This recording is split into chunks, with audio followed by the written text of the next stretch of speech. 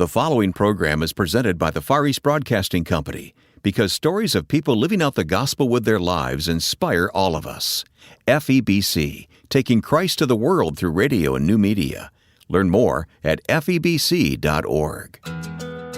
I was really surprised because of biographies I'd read and just the expectations I had going into suffering that God would give me His presence.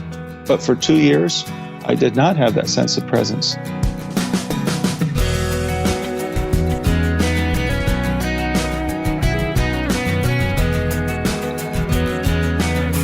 Those 2 years were spent in a Turkish prison where Andrew Brunson languished without much hope. Welcome to First Person, where we'll hear Andrew tell in his own words what it was like to suffer unjustly for his faith. I'm Wayne Shepherd. This interview and many more are available online at firstpersoninterview.com, or perhaps an even easier way to listen is to use our free smartphone or tablet app available in your app store. With it, you can download programs and take them with you on the go. While you're online, take time to visit the new website for the Far East Broadcasting Company. It's FEBC.org. Exploring the stories you'll find there, you'll gain a new perspective on just how effective radio and internet programs can be in reaching people with the gospel message. Many FEBC listeners suffer for their faith, and we can learn how to pray for them. Go to FEBC.org. Andrew Brunson had served Christ in Turkey for many years when he and his wife Noreen were arrested. Noreen was soon released, but Andrew spent an agonizing 2 years in prison before his release in 2018. When we spoke online recently, I asked Andrew how he's doing at this point in his life after his ordeal. Yeah, so the first thing is everything is wonderful in the sense that I'm free and I'm back with my family, and that's what I thought I had lost. It was the deepest sense of loss I had in prison, was thinking I would be separated from them. So that's very good, and there has been a healing process, although a lot of that had already started, and a lot had taken place actually during the second year in prison when God began to rebuild me after a period of real brokenness. Also, we have a call to the Muslim world. We had that years ago, and that is still in our heart. And years ago, God had spoken to me and said, prepare for harvest. This is what we were doing in Turkey for years, is trying to prepare. What can we do to prepare for a great move of God, a powerful move of God? And I still think that's an assignment we have, which is to prepare for harvest in the Muslim world. So that's what we're doing. After what you've been through, you still want to serve God in that way. That's no small thing. Oh, more than ever. I think prison, one of the things that I thought that I could be there the rest of my life and die in prison because the Turkish government wanted 3 life sentences for me. And so it was a real threat. And that clarifies a lot of things. And one of the things, especially that came out of my prison time, is the conditions I was in really forced me. Well, the isolation and the fear that I had and the sense of hopelessness, they really pushed me to run after God in a different way. I mean, I've loved Him for years, obviously, but I had to run after Him and just cling to Him with everything I had, just as a matter of personal survival. And so, in fact, when I'm not in those conditions forced me in a way to run after Him in a different way. And when I'm not in those conditions, then I tend to slide. This is sort of the natural thing that our love for God doesn't just increase naturally; it tends to decrease. And I think now with these issues, the coronavirus that's happening. It's the same kind of situation. It's forcing us as the foundations of the things that we trust in are shaken. It really forces us to turn to God and run after Him in a different way. So I understand that you're starting a ministry called Wave Starters. Tell me about that. Yeah, in 2007, I began to pray in a different way, better than I knew. I began to pray, Father God, draw me so close to your heart that you will be able to trust me with the authority to start waves. And so this was actually a pursuit of intimacy, a pursuit of God's heart. And as we pursued His heart, in a way, it set us up to receive assignments from us. It positioned us so that He could give us assignments. 2009, He spoke to me, prepare for harvest. And we tried to do that just to hear from him. How do we prepare for a move of God in Turkey, which is the largest unevangelized country in the world? Very few cities have churches. Most cities don't have a church, and most Turks have never met a Christian in their lives. So then when we were arrested in 2016, I thought, wait, this isn't possible. We have an assignment to prepare for harvest. Did I do something wrong, God? Did I disqualify myself in some way? And then as I just waited in prison, I began to see that actually the prison was part of my assignment. Those 2 years of imprisonment, God was using it to start a prayer movement that just went around the world. And although that prayer obviously helped me a great deal, I was being used as a magnet for prayer into that region. And God's going to use that prayer to change that region, to change Turkey and the area around it. And so I came to realize that was part of my assignment to prepare for harvest. And I look back to that prayer in 2007, just trying to position myself before God's heart, seeking intimacy with him. And I think that set us up for that prison assignment. And then God started a wave. So when we say wave starters, that's the idea behind it, is that when we position ourselves before God's heart, then he can give us assignments, and even difficult assignments. And this is the assignment we have now, is to continue to prepare for harvest in the Muslim world. And we want to see God start waves where there are no waves. Well, we'll put a link to Wave Starters in our program notes for First Person so our listeners can follow up and follow with you and support you in God's call on your life. It's very exciting to hear that part of what's going on, Andrew. I was very intrigued when you opened your book with the story of God touching your heart with the words, "Time to come home." Can you talk about that for a moment? You were in Turkey at the time. You'd been in Turkey for a number of years, correct? Yes, we'd been there 23 years at the time. So we spent 25 years total. 23 were by choice, 2 were by force. So 25 total. And one morning, I just, the thought came to my mind out of the blue, it's time to come home. And it actually shook me because and confused me. I thought, well, I am home. I'm here in Turkey. This is where we're going to spend the rest of our lives. God has called us here. But that thought kept coming again and again, flashing into my mind. It's time to come home. And I thought, well, maybe God is telling me it's time to go to heaven. And then we were arrested 2 or 3 days after I started having these flashing thoughts come into my mind. And I realized that God was preparing me to leave this ministry that we had invested so much in, and letting me know that he was involved in this. This didn't take him by surprise. And then as my imprisonment extended, it just dragged on and on. I just held on to that. And I said to God many times, you said it's time to come home. I didn't make that up. It would never have occurred to me to think that thought. And so, Lord, you must complete this because I'm unable to. And I held on to that as in a sense, a promise from God that he would take me home someday. Mm-hmm.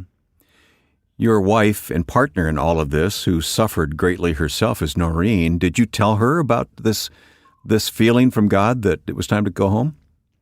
I didn't tell her until we were arrested. And the reason is because I was unsure what this meant for me. And I was preparing myself. As I said, I thought I was home already. So I started to think maybe God was saying it was time for me to go home to heaven. And so I was preparing my heart just to be in a mode of submission to whatever that meant. I wanted to cooperate with it. Mm-hmm. So I didn't tell her.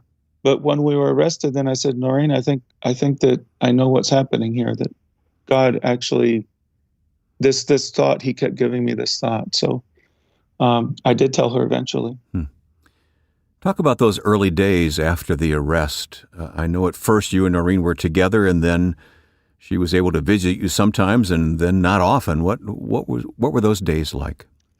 Yeah, so we were together for 13 days. We were held together in a detention center. Then she was released, and they kept me and transferred me that night that she was released. They transferred me in the middle of the night to a different place. I was held in solitary there for 50 days. And that was very difficult. It was just me and a bed at the beginning. And just a sense of fear and helplessness and hopelessness was overwhelming to me. And it really started to break then. I think when they want to break people, they do it through isolation and through sleep deprivation. And I had both of those. So I began to break. Then I was transferred to a high security prison. And I went from isolation to the opposite. I was put in a cell built for 8 people, but there were eventually over 20 of us in that cell. And that was a very intense environment for me because it's very crowded for one, and we never leave the cell. It's 24/7, and there are no common areas for prisoners. We were kept in that cell all the time, had all our meals there. And so it was very crowded, and everyone there was very strong Muslim. I was the only Christian. And so the sense of isolation, even though I was in a very crowded environment, I felt very, very alone. Not only isolated by culture and language and life experience, nationality, but especially by my faith. And this is one of the most difficult things is I longed often to have just another Christian who would pray with me, who could encourage me, who could correct me when I was thinking wrong thoughts. But I didn't have that, and that went on for 2 years. We'll continue this first-person conversation with Andrew Brunson. His book is titled God's Hostage. We don't ask God to put an end to these challenging days because we are seeing so many people turn to the Lord now. And for that, we're very grateful when people are anxious, sick, or confused. They have a deep need that only God can meet. FEBC is dedicated to taking Christ to the world through radio and new media. To learn more, please visit febc.org. That's febc.org. The Far East Broadcasting Company, until all have heard. We're talking with Andrew Brunson, who tells his story in the book God's Hostage, a true story of persecution, imprisonment, and perseverance. Andrew was released in October of 2018 after serving 2 years, unjustly, we might add, in a Turkish prison. I've heard you say there was a human story here and a God story here, and the human story is filled with just frustration and tragedy and separation and grief. And what is the God story in this, Andrew? Yeah, the human story also has a lot of political intrigue and, different things that my wife was trying to get going, political figures involved, economic sanctions. So there was all of that going on. I say that's a human story. Then the God story is that the visible side was a human story, but God was doing something behind the scenes, which was really the more real part of it, we could say, the most important part of it. I think that he took a situation that was intended to harm me and turned it around and used it for good. So in a sense, he redeemed it. I say the Turkish government stole 2 years of my life, but God was redeeming it. But that doesn't make it any easier for you to go through what you went through. I mean, you endured so much. And in the book, you mentioned that when you realized you couldn't fight for your freedom, you had to fight for your very faith. Yeah, I can say all of this in hindsight more easily because I've had time to process and evaluate it when I was going through it. No, I was desperate. I was broken. I became suicidal. I lost 50 pounds in the first few months and was really broken. There was a rebuilding process that had to take place. As you mentioned, I came to a point where around the end of the first year where I realized there was very little I could do to fight for my freedom, but my relationship with God was so strained at that time, so suffocated by all my questions and doubts. I just saw that I was slipping in that. I made a decision to fight for my relationship with God, and this was really a turning point. I mean, before that, I had been focused the entire time on my relationship with God, but I made a decision that whatever he did or didn't do, and I said that to him, whatever you do or don't do, I will follow you. whether you give me your presence or not, I'll follow you. Whether you speak to me or not, I will follow you. Whether you deliver me or not. Because what had really broken me was the expectation that I would have a sense of God's presence, a sense of strength and of joy, even in the midst of difficulty. And I was really surprised because of biographies I'd read and just the expectations I had going into suffering, that God would give me his presence. But for 2 years, I did not have that sense of presence. And this goes back to, I mentioned before that in 2007, I began to run after God's heart and after his presence. And here I was in my most difficult time, desperate situation. And I felt abandoned by God. Now, he didn't abandon me, but he did remove a sense of his presence. And so the determination on my side was finally to overcome the offense I had toward God in my heart and say, I am going to follow you. And I came to realize that I had a lot of questions for God. Oh, gosh, About his love and his loyalty, his faithfulness. And I came to realize that God had questions for me. Andrew, are you going to love me? Andrew, are you going to be faithful to me, even when you don't feel my presence? So in a sense, I say God's love and faithfulness are never being put to the test. They're constant. It was my faithfulness and my love that were being put to the test. I know Noreen was able to visit you from time to time. Did you have any sense of how she and your family were doing? Could they communicate those details to you? And was she aware of how deep your struggle was? Yes, she was aware. It varied according to the prison they kept me in. There were different rules in different places. Eventually, she was allowed to visit me regularly once a week. In one prison, it was 35 minutes, and that's meeting through, reinforced glass and bars and speaking on telephones. And the other prison, it felt like heaven to me. It was a maximum security prison, but they allowed us a 1-hour visit every week, and same kind of setup. Once every 2 months, we were allowed to have physical contact for that period of time. So she was the one who brought hope to me and spoke. In a sense, she was pastoring me. She was the only one who could visit me as a family member, because the rest of my family was in the States, and no one else was allowed to visit me. And so she stayed at personal risk, at risk to herself. People told her to leave Turkey, but she stayed because she was the only one who could visit me, and she was my lifeline. And so she placed herself at risk to basically be there for me.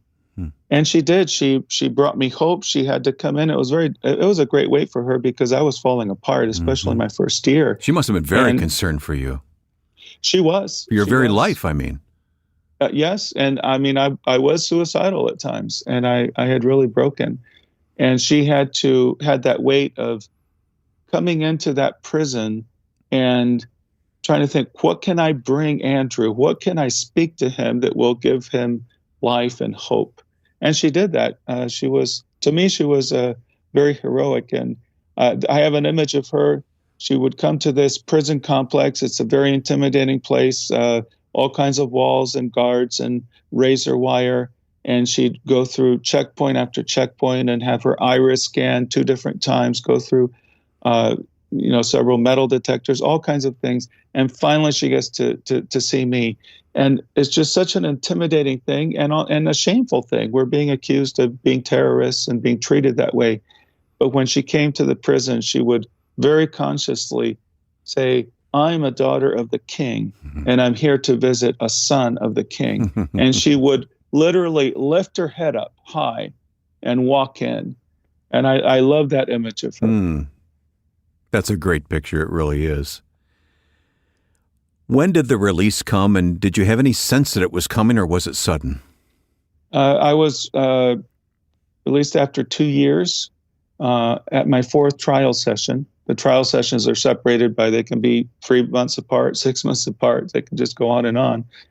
At my 4th session, they convicted me terror crimes and sentenced me to prison, and then released me suddenly and told me I could leave.